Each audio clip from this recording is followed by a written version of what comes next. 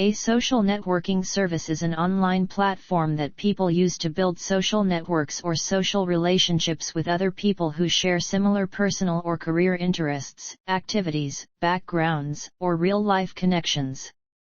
This is a list of notable active social network services, excluding online dating services, that have Wikipedia articles. For defunct social networking websites, see List of defunct social networking services. Plot. On October 28, 2003, 19-year-old Harvard University sophomore Mark Zuckerberg is dumped by his girlfriend, Erica Albright. Returning to his dorm, Zuckerberg writes an insulting post about Albright on his LiveJournal blog. He creates a campus website called FaceMash by hacking into college databases to steal photos of female students, then allowing site visitors to rate their attractiveness. After traffic to the site crashes parts of Harvard's computer network, Zuckerberg is given 6 months of academic probation. However, FaceMash's popularity attracts the attention of twins Cameron and Tyler Winklevoss and their business partner Divya Narendra. The trio invites Zuckerberg to work on Harvard Connection, a social network exclusive to Harvard students and aimed at dating. Zuckerberg approaches his friend Eduardo Saverin with an idea for the Facebook, a social networking website that would be exclusive to Ivy League students. Saverin provides $1,000 in seed funding, allowing Zuckerberg to build the website, which quickly becomes popular. When they learn of the Facebook, the Winklevoss twins and Narendra are incensed, believing that Zuckerberg stole their idea while misleading them by stalling development on the Harvard Connection website. They raise their complaint with Harvard President Larry Summers, who is dismissive and sees no value in disciplinary action on the Facebook or Zuckerberg. Saverin and Zuckerberg meet fellow student Christy Lee, who asks them to Facebook me, a phrase that impresses them. As the Facebook grows in popularity, Zuckerberg expands the network to Yale University, Columbia University, and Stanford University. Lee arranges for Saverin and Zuckerberg to meet Napster co-founder Sean Parker, who presents a billion-dollar vision for the company. Zuckerberg is impressed, but Saverin dismisses him as paranoid and delusional. Parker also suggests renaming the site to Facebook. Later, Zuckerberg relocates the company to Palo Alto on Parker's advice. Saverin remains in New York to work on business development. Parker later moves into the house that Zuckerberg is using as a base of operations and becomes more involved with the company, much to Saverin's annoyance. While competing in the Henley Royal Regatta for Harvard against the Hollandia Roa Club, the Winklevoss twins discover that Facebook has expanded to Europe with Oxford, Cambridge, and LSE, and decide to sue the company for intellectual property theft. Meanwhile, Saverin objects to Parker making business decisions for Facebook and freezes the company's bank account in the resulting dispute. He relents when Zuckerberg reveals that they have secured $500,000 from angel investor Peter Thiel. Saverin becomes enraged when he discovers that the new investment deal allows his share of Facebook to be diluted from 34% to 0.03% while maintaining the ownership percentage of all other parties. He confronts Zuckerberg and Parker, and Saverin vows to sue Zuckerberg before being ejected from the building. Saverin's name is removed from the masthead as co-founder and CFO. Later, Parker is apprehended for cocaine possession at a party celebrating 1 million users. He attempts to blame Saverin, so Zuckerberg cuts ties with him, telling him to go home. In separate depositions, the Winklevoss twins claim that Zuckerberg stole their idea, while Saverin claims his shares of Facebook were unfairly diluted when the company was incorporated. Marilyn Delpy, a junior lawyer for the defense, informs Zuckerberg that they will settle with Saverin since the sordid details of Facebook's founding and Zuckerberg's callous attitude will make him unsympathetic to a jury. Alone, Zuckerberg sends a Facebook friend request to Albright and repeatedly refreshes the page. Cast. Josh Pence is the body double for Hammer, whose likeness was digitally imposed onto Pence's body. He is listed in the end credits as playing Tyler Winklevoss alongside Hammer. He also appears in a cameo role as the man being deterred from the bathroom by Zuckerberg and Saverin. Production. Screenplay. Screenwriter Aaron Sorkin said, "What attracted me to had nothing to do with Facebook. The invention itself is as modern as it gets, but the story is as old as storytelling, the themes of friendship, loyalty, jealousy, class, and power." He said he read an unfinished draft of The Accidental Billionaires when the publisher began shopping it around for a film adaptation. Sorkin added, "I was reading it and somewhere on page 3 I said yes. It was the fastest I said yes to anything. They wanted me to start right away. Ben and I were kind of doing our research at the same time, sort of along parallel lines." According to Sorkin, Mesrick did not send him material from his book as he wrote it. 2 or 3 times we'd get together.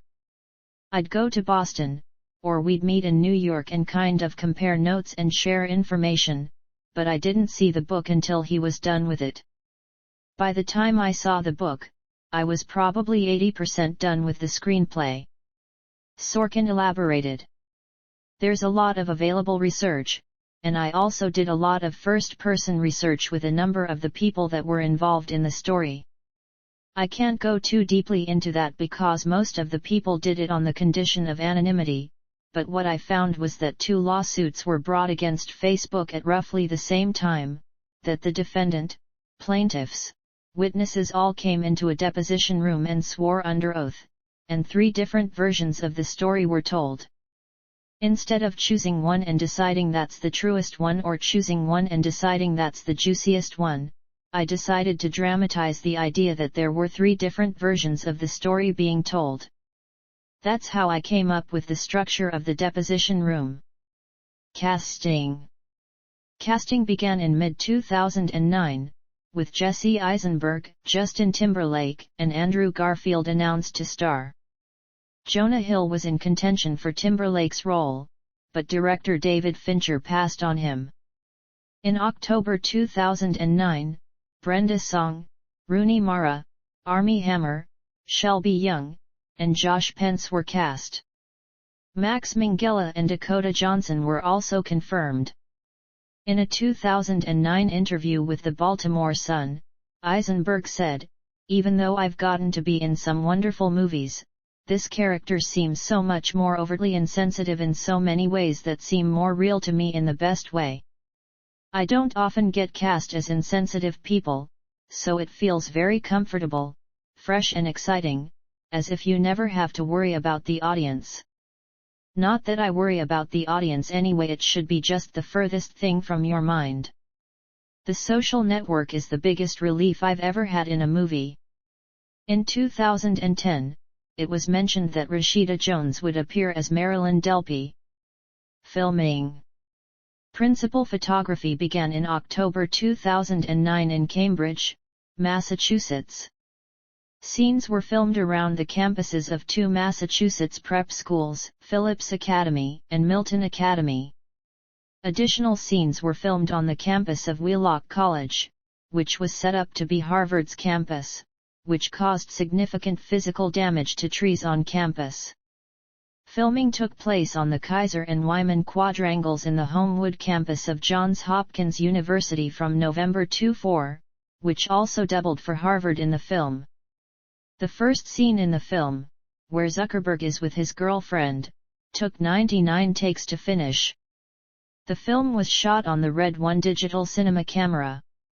The rowing scenes with the Winklevoss brothers were filmed at Community Rowing Incorporated in Newton, Massachusetts, and at the Henley Royal Regatta. Miniature faking process was used in a sequence showing a rowing event at the latter.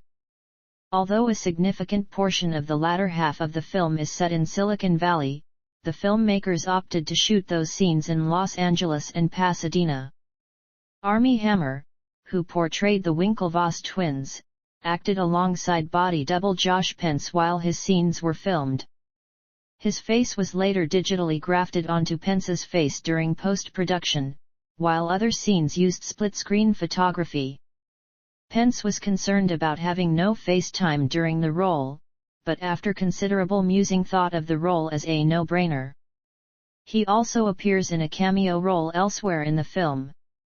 Hammer states that director David Fincher likes to push himself and likes to push technology and is one of the most technologically minded guys I've ever seen. This included sending the actors to twin boot camp for 10 months to learn everything about the Winklevosses. Rowing production. Soundtrack. On June 1, 2010, it was announced that Trent Reznor and Atticus Ross would score the film. The soundtrack was released September 28 in various formats under the Null Corporation label. Leading up to the release of the soundtrack, a free 5-track EP was made available for download. The White Stripes song Ball and Biscuit can be heard in the opening of the film, and the Beatles song Baby, You're a Rich Man concludes the film. Neither song appears on the soundtrack album. Reznor and Ross won the award for Best Original Score at the 2011 Golden Globe Awards, as well as the 2011 Academy Award for Best Original Score. Marketing. Poster. The first theatrical poster, designed by Neil Kellerhouse, was released on June 18, 2010. As Kellerhouse previously designed posters for the films of Steven Soderbergh, director David Fincher's friend, he was contacted by Cian Chaffin in late 2009 to work on the key art for The Social Network, which had to make sole use of one approved photograph, that of Eisenberg's head. As he wanted to highlight the tremendous drama that went with Mark Zuckerberg's success, Kellerhouse thought of the tagline "You don't get to 300 million friends without making a few enemies." He would later adjust the line to 500 million friends in anticipation of Facebook reaching 500 million users by the film's release date. Kellerhouse's poster has been praised for its unique and striking design, and alongside his work for the film I'm Still Here, has since become influential in film marketing. Posters for The King's Speech and The Armstrong Lie strongly evoked the poster's design format. Trailers. The film's first teaser trailer was released on June 25, 2010. The second teaser was released on July 8. The full-length theatrical trailer debuted on July 16, 2010, which plays an edited version of the song Creep, originally by Radiohead, covered by the Belgian choir group Scala and Kolakny Brothers. The trailer was then shown in theaters. Prior to the film's inception, Dinner for Schmucks, Salt, Easy A, The Virginity Hit, and The Other Guys. The theatrical trailer, put together by Mark Woolen and Associates, won the Grand Key Art Award at the 2011 Key Art Awards, sponsored by The Hollywood Reporter, and was also featured on the Film Informant's Perfect 10 trailers in 2010. Release. The Social Network had its first screening at the New York Film Festival on September 24, 2010. Box office. The film was released in theaters in the United States on the weekend of October 1-3, 2010. It debuted at number 1, grossing $22.4 million in 2,771 theaters. The film retained the top spot in its second weekend, dropping only 31.2%, breaking Inception's 32.0% record as the smallest second weekend drop for any number one film of 2010, while being the third smallest overall behind Secretariat's 25.1% drop and Tooth Fairy's 28.6% drop. At the end of its theatrical run, the film grossed $97 million in the United States and $128 million in other territories for a worldwide total of $224.9 million. Critical reception. On review aggregator Rotten Tomatoes, the film has an approval rating of 96% based on 326 reviews, with an average rating of 9/10. The website's critical consensus reads, "Impeccably scripted, beautifully directed, and filled with fine performances, The Social Network is a riveting, ambitious example of modern filmmaking at its finest.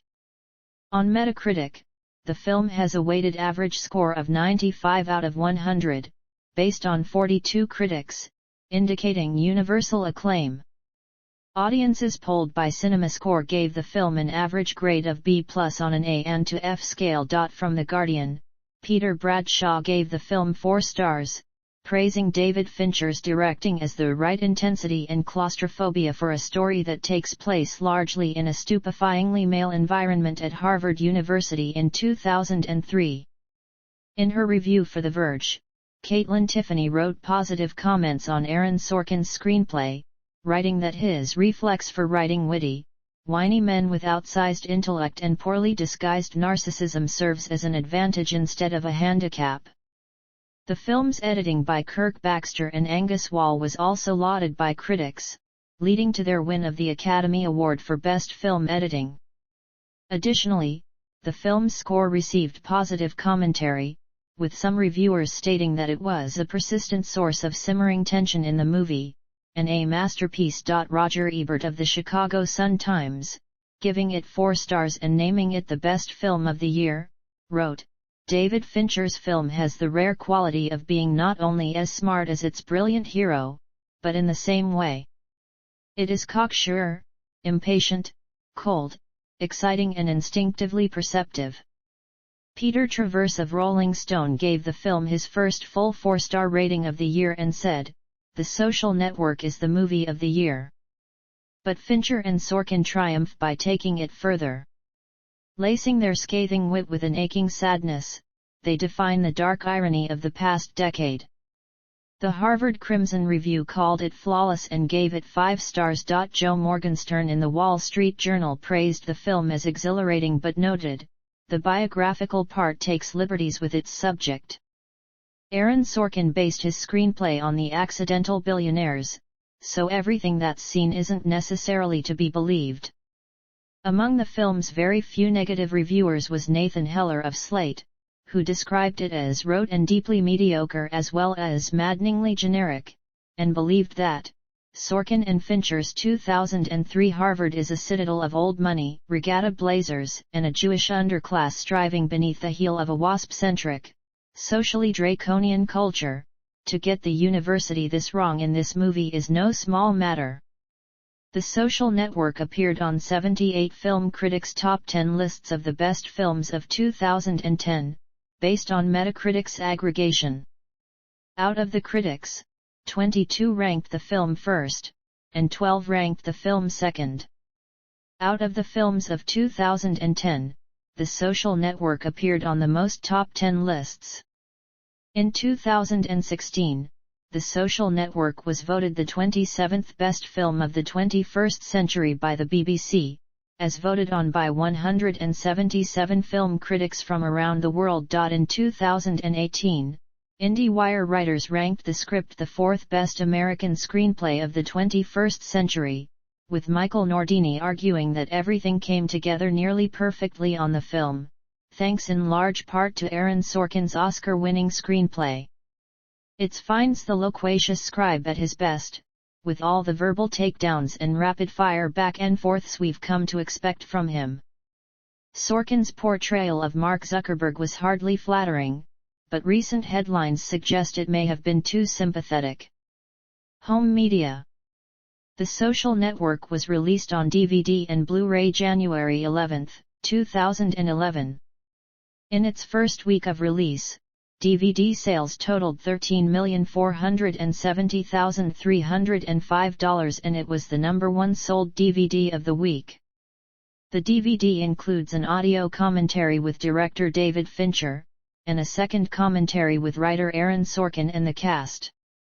The Blu-ray and 2-disc DVD releases include the commentaries, along with a feature-length documentary, How Did They Ever Make a Movie of Facebook, featurettes, Angus Wall, Kirk Baxter, and Ren Klyce on post, Trent Reznor, Atticus Ross and David Fincher on the score, In the Hall of the Mountain King, Reznor's First Draft, Swarmatron, Jeff Cronenweth, and David Fincher on the visuals, and a Ruby Sky VIP room, multi-angle scene breakdown feature. The film was released on Ultra HD Blu-ray in October 2021 as part of the Columbia Classics 4K Ultra HD collection, featuring a new Dolby Atmos mix and upscaled Dolby Vision/HDR10 transfer from the film's 2K master. Accolades.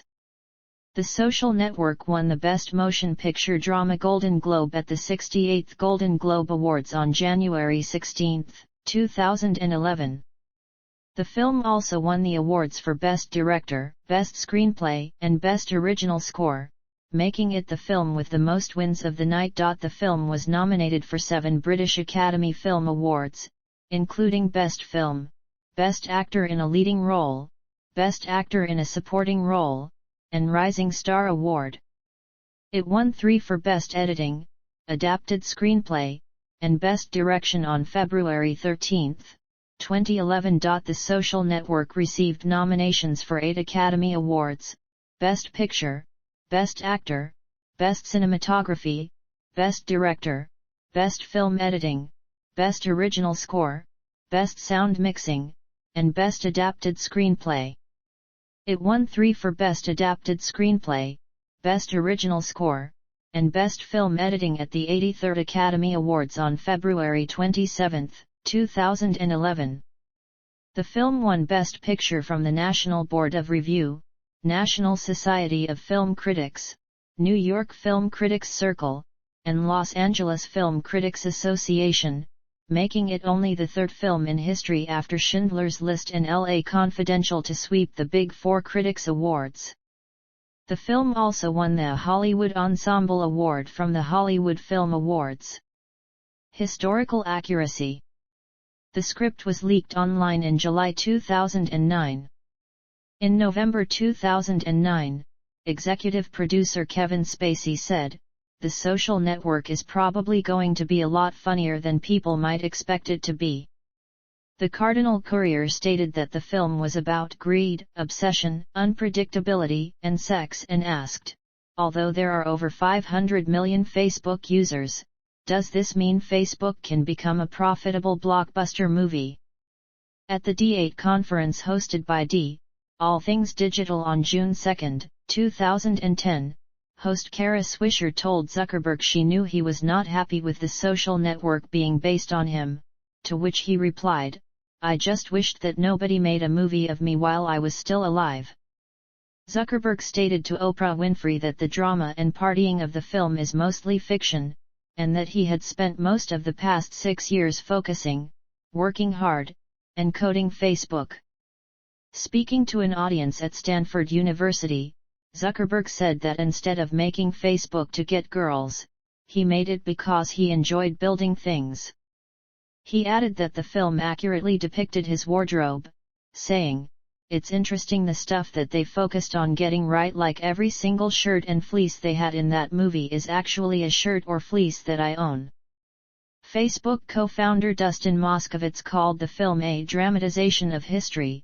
"It is interesting to see my past rewritten in a way that emphasizes things that didn't matter, and leaves out things that really did." According to Moskovitz, a lot of exciting things happened in 2004, but mostly we just worked a lot and stressed out about things.